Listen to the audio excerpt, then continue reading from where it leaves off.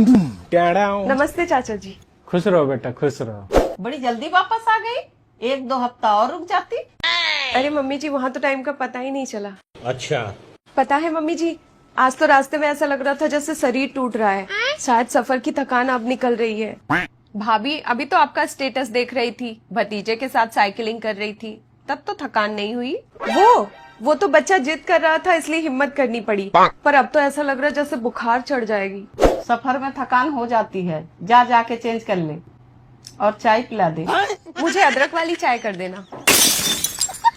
गुड्डू, अदरक तो मैं कूट दूं, पर पता नहीं क्यों कल से मेरे कलाई में बड़ा दर्द है। लगता कुछ भारी सामान उठा लिए होंगे। पूजा भाभी, आपकी ड्रेस कितनी अच्छी लग रही गेहूं काटते हुए। वैसे कोई लेबर नहीं था क्या घर में गेहूं काटने के लिए? बिमला, तू अपना काम कर, कुछ ज्यादा ही छूट मिल गई है तुझे इस घर में।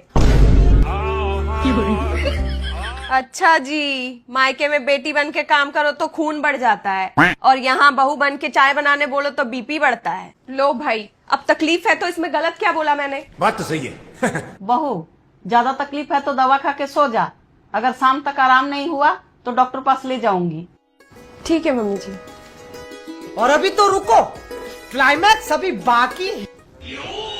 भाई साहब, मेरी बहू का एक नाखून तक नहीं दुखता मायके में, और बस ससुराल आते ही मेरे सर में दर्द है, मेरे पैरों में दर्द है, मेरी तबीयत ठीक नहीं है।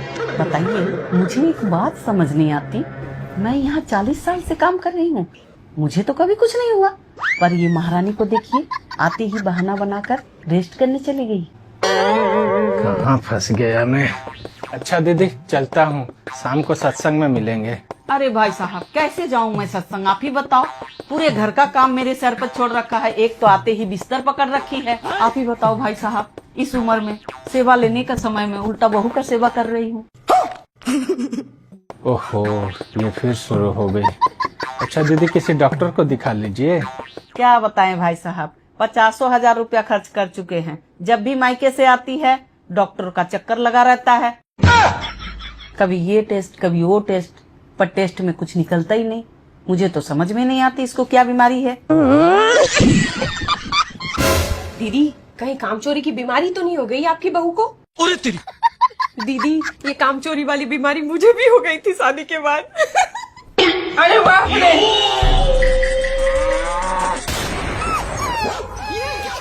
तो बहू को कुछ दिन आराम करने दो। अरे हम भी तो यही बोल रहे हैं भाई साहब, आराम ही करना था तो 2 दिन और रुक जाती मायके में। किसी पे बोझ क्यों बनना, इसे भी तो सोचना चाहिए ना कि इस उम्र में मम्मी जी इतना काम कैसे करेगी। शाबाश।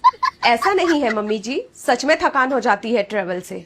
बहू, तू अभी तक सोई नहीं? आप लोग आराम कीजिए, मैं ही चाय बना के लाती हूँ। बेटा, 1 कप चाय मुझे भी बना दे। तेरे मायके की बात सुन सुनकर मुझे भी मेंटल थकान हो गया है।